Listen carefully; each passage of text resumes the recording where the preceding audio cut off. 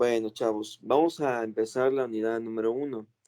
En esta unidad número 1 es muy diferente a la unidad número 3. De hecho, lo único que tiene de similar, lo único que tiene de parecido es que se va a utilizar una resistencia, nada más.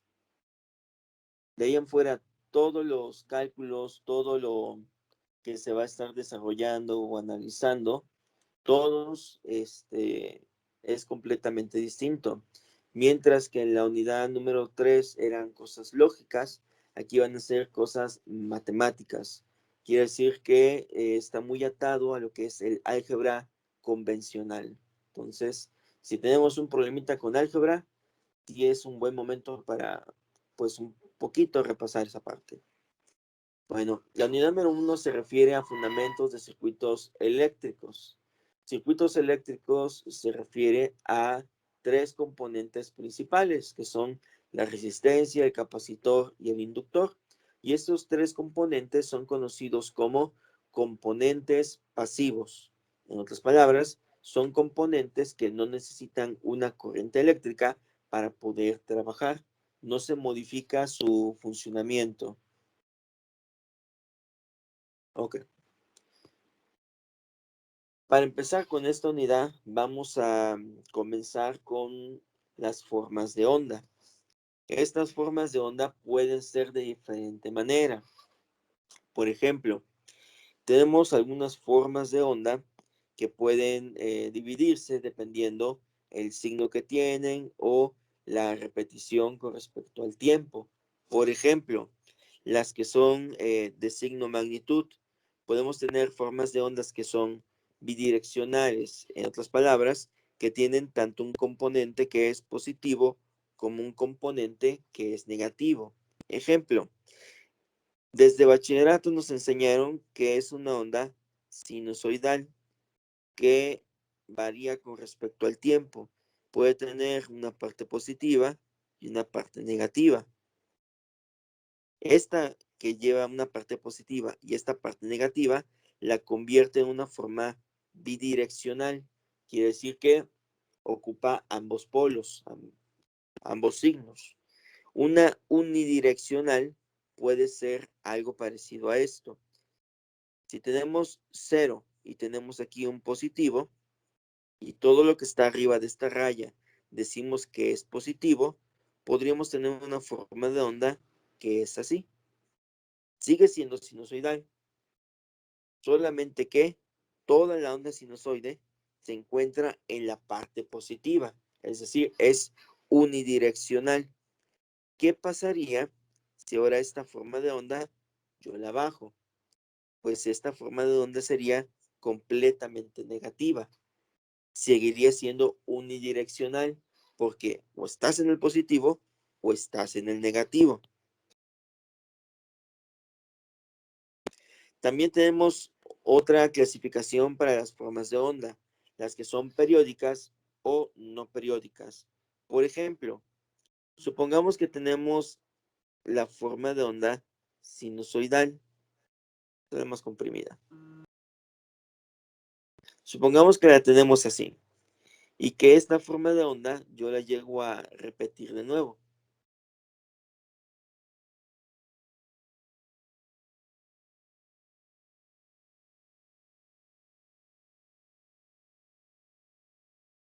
Acá está.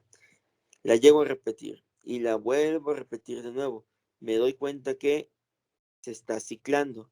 En otras palabras, tiene un factor periódico donde se va repitiendo cada cierto tiempo la misma forma de onda en un ciclo. Hay formas de onda que son no periódicas. Por ejemplo, puede ser esto. Esta forma de onda no tiene un periodo. No podríamos decir dónde inicia, porque tampoco podemos decir en dónde acaba. No se repite. Algunas formas de onda como esta, nosotros las interpretamos como el ruido eléctrico o el ruido, mientras que esta es una forma de onda bien definida, en este caso, la onda seno. En la electrónica nosotros tenemos diferentes formas de llamar a los componentes de una forma de onda. Por ejemplo, vamos a enunciar formalmente que es una forma de onda. Una forma de onda es la representación de la magnitud, la tensión o la intensidad de la corriente que varía con respecto al tiempo. Y de hecho, aquí en esta sección, en esta parte, yo les puse que t es el tiempo. Quiere decir que la onda sinusoidal va variando su valor dependiendo qué valor tiene en cada instante de tiempo. Aquí les puse que puede ser bidireccional, unidireccional, periódica o no periódica. Entonces yo lo expliqué. Vamos a centrarnos ahora con el ciclo. Vamos a entender ciclo como la parte de una forma de onda. ¿Se acuerdan que aquí yo les había puesto y que se puede ciclar y que se puede copiar la forma de onda una y otra vez? Pues esta sección chiquitita, esto que tenemos acá, nosotros lo conocemos como el ciclo. Y este ciclo empieza en un punto, termina en otro punto, y donde empieza y donde termina, pasa un cierto tiempo. Ese tiempo nosotros lo conocemos como el periodo. Entonces, ¿cómo medimos el ciclo? Lo medimos en segundos. Ahora esto nos lleva a la frecuencia. La frecuencia es el número de repeticiones de un evento durante un segundo. Por ejemplo, si aquí decimos que existe 0 segundos en este punto y en este otro punto existe, no sé, un segundo, ¿cuántos ciclos hay? 1, 2 y 3. Por lo tanto, la frecuencia sería 1 sobre 3. Perdón, la frecuencia sería 3 Hz, porque se está repitiendo 3 veces en un segundo. Eso nos lleva al concepto frecuencia y periodo. Para saber qué periodo, es decir, cuánto mide el espacio, lo que tendríamos que hacer sería periodo es igual a 1 sobre f, igual a 1 sobre 3, igual a 0.33 segundos. Quiere decir que desde que inició hasta que terminó una sola, está habiendo una variación de 0.33 segundos. Vamos con la fase. Imagínense por un momento que tenemos una señal, patrón, que siempre es así, pero que de repente llega una señal que es exactamente igual, pero empieza tarde. O por el contrario, empieza antes. Se puede decir que se encuentra desfasada. Aquí estaría en fase, aquí está adelantada, positiva, y aquí está retrasada, negativa. A eso nosotros le conocemos como la fase. Ahora, existen otras características de las formas de onda. La amplitud, valor de la cresta, valor medio, eficaz, etc. Vamos a verlo con estas gráficas. Chequen. La parte vertical es lo que nosotros conocemos como la amplitud. Vamos a ponerlo por acá. Amplitud. La parte horizontal es donde se encuentra el tiempo.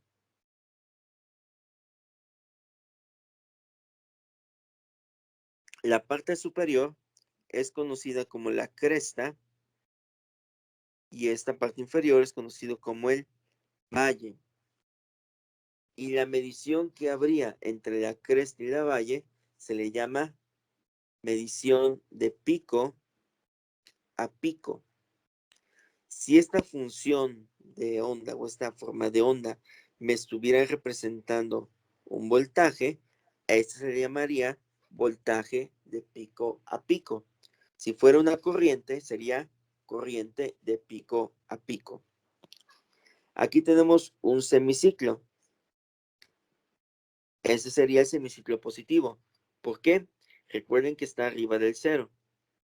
Sería bidireccional esta forma de onda. Ese sería el semiciclo negativo.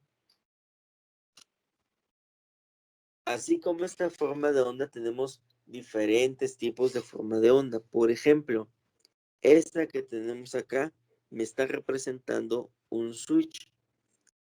En un instante se encuentra apagado, se encuentra aquí en cero. Pero cuando yo cierro el switch, lo que va a suceder es que se va a encender y va a permanecer encendido. Esta es la función de un switch y se le conoce como forma de onda de escalón. Tenemos la función de rampa y la de rampa modificada. Por ejemplo, ¿qué sucede cuando queremos subirle el volumen a una radio, a una tele? Pues presionamos el botón de subir volumen. Antes estaba apagado y ahora va a subir el volumen hasta un cierto nivel y ahí se va a mantener. Todas estas funciones nos ayudan para crear modelos y estos modelos o a través de estos modelos nosotros podemos diseñar circuitos electrónicos. Por ejemplo, ¿se acuerdan que yo les había dicho sobre la forma de onda cuadrada, la frecuencia del reloj? Es esta.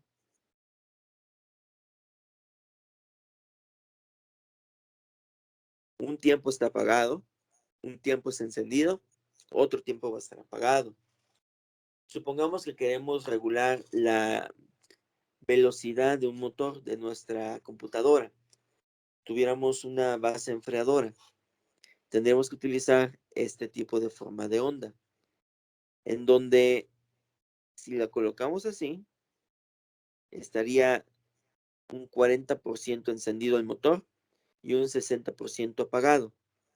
Si queremos que vaya más rápido el motor, tendremos que darle más tiempo de encendido, menos tiempo de apagado. En este caso tendría 80% de encendido, 20% de apagado. A esto se le conoce como PWM, que es Pulse Width Modulation, que es la modulación por el ancho de pulso. Y es un recurso que tienen los circuitos integrados para poder controlar la velocidad o la intensidad o qué tanta energía se le está destinando a un componente. Y así se le pueden citar diferentes tipos de forma de onda. Entonces, vamos a ver una simulación.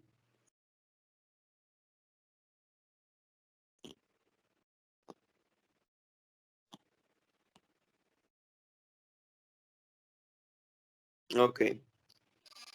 Aquí tenemos una forma de onda sinusoidal. Observen qué sucede cuando la frecuencia comienza a aumentar. La forma de onda tiende a verse como que más comprimida. Observen que aquí ya hay más o menos unos 9 Hz. Quiere decir que si yo cuento 9, 1, 2, 3, 4, 5, 6, 7, 8, 9, en esta sección que se encuentra aquí debajo del 8, ahí habrá transcurrido un segundo. Si yo bajo la frecuencia, me dice que es de 1 Hz. Aquí donde se encuentra el ciclo, donde inicia, se podría decir que está pasando 1 Hz de frecuencia. Y tenemos diferentes tipos de forma de onda. La cuadrada o tren de pulsos en este caso. Sirve para generar una señal de PWM. Tenemos la señal de onda triangular y la de diente de sierra, que cuando aumenta la frecuencia se ve como una triangular.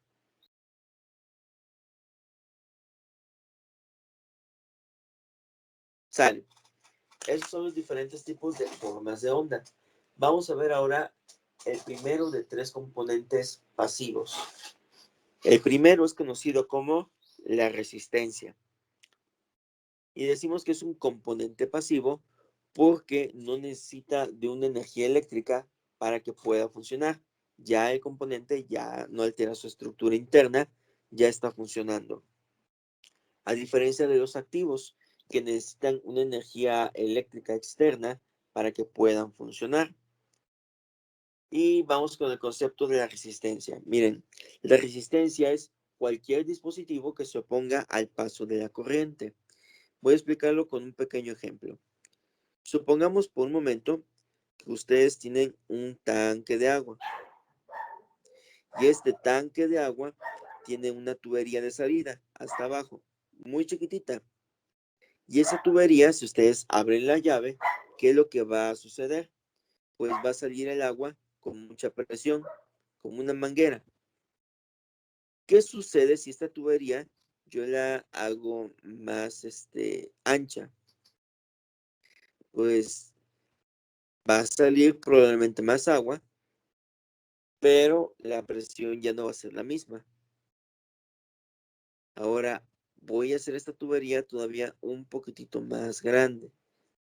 Va a salir definitivamente más agua, pero no va a haber la presión suficiente. Este cambio en el grosor, este cambio de diámetro, se está refiriendo al cambio de la resistencia. Es decir, ¿qué es lo que se está oponiendo que salga rápidamente el agua o más lento el agua? El diámetro. Ese diámetro es la oposición al paso del flujo de líquido. En el caso de la resistencia, es la oposición al paso del flujo de electrones.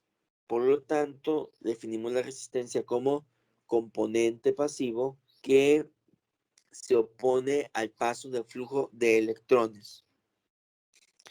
Tenemos diferentes tipos de resistencia. Las podemos clasificar de tres maneras: las resistencias fijas, las variables y las no lineales. Las fijas es la resistencia que no cambia su valor. Es una resistencia que ustedes pueden comprar y si tiene valor de 1 kilo, ya con ese kilo se va a quedar. Ni se le puede poner más ni menos. Las resistencias variables tienen una eje en el cual ustedes pueden variar las resistencias dentro de un cierto límite. Por ejemplo, la parte de la derecha son resistencias variables, mientras que la parte de la izquierda son resistencias fijas. Las resistencias no lineales son aquellas que cambian su resistencia dependiendo variables externas. Por ejemplo, la temperatura o la luminosidad. Ahora, cada una de estas resistencias tiene diferente tipo de símbolo. Vamos a ver. Todas empiezan así. Este es el símbolo de una resistencia, pero ese sería el caso de una resistencia que es fija. Para una resistencia que es variable, tendría que tener una rayita, una flechita. Esto me está hablando que es una resistencia que puede variar su valor. Cualquiera de estos dos símbolos nos sirve.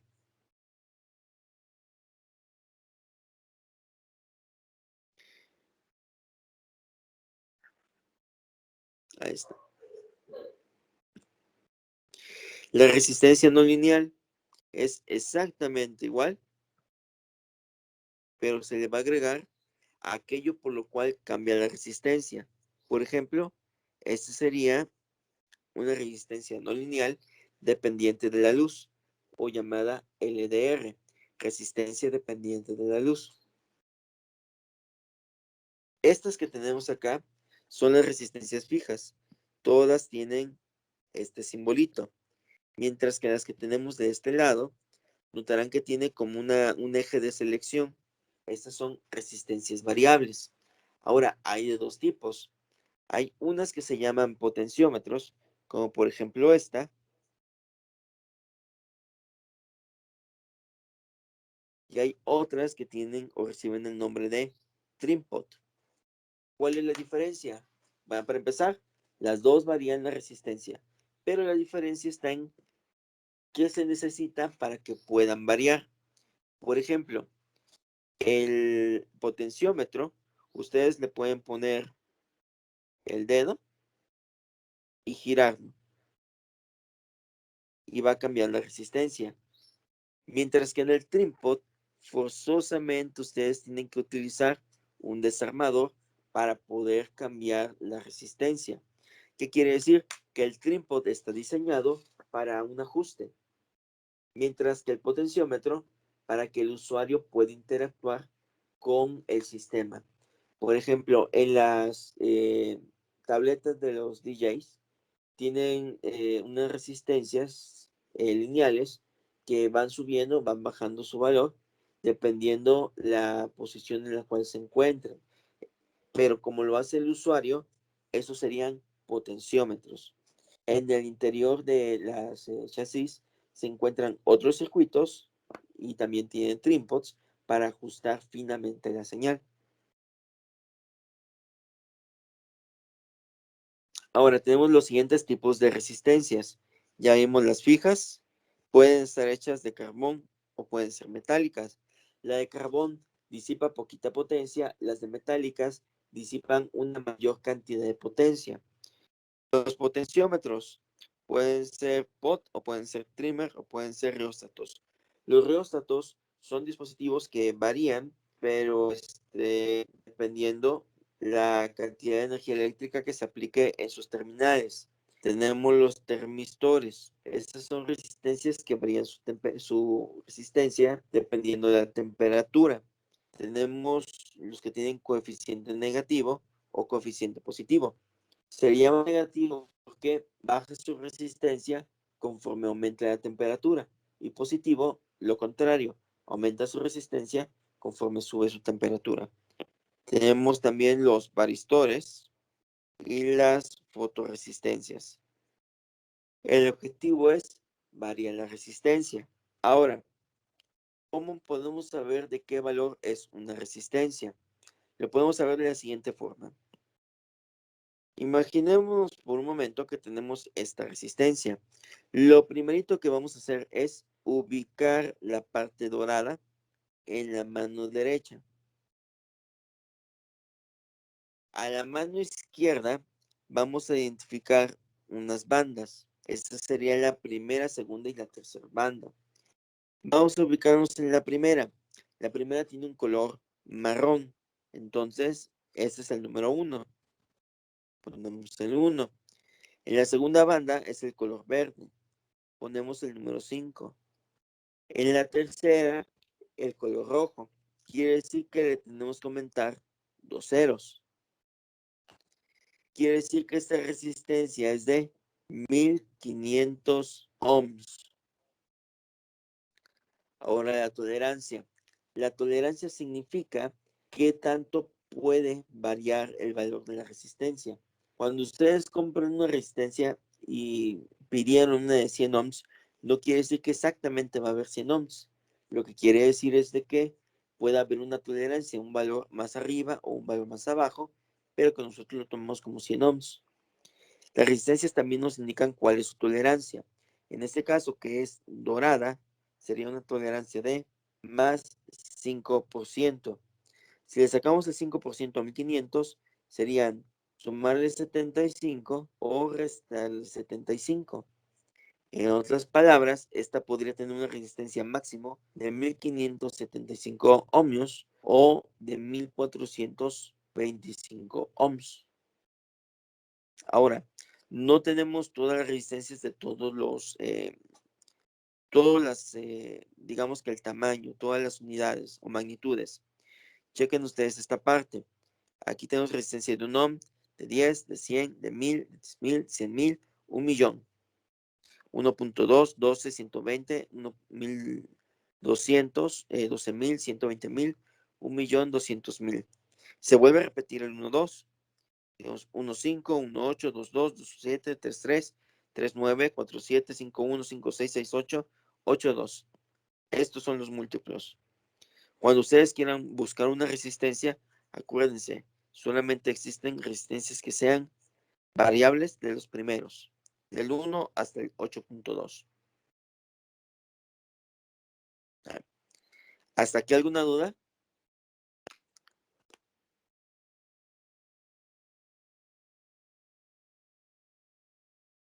Bueno, la próxima clase vamos a empezar con estos, resistencias en serie, en paralelo y mixta.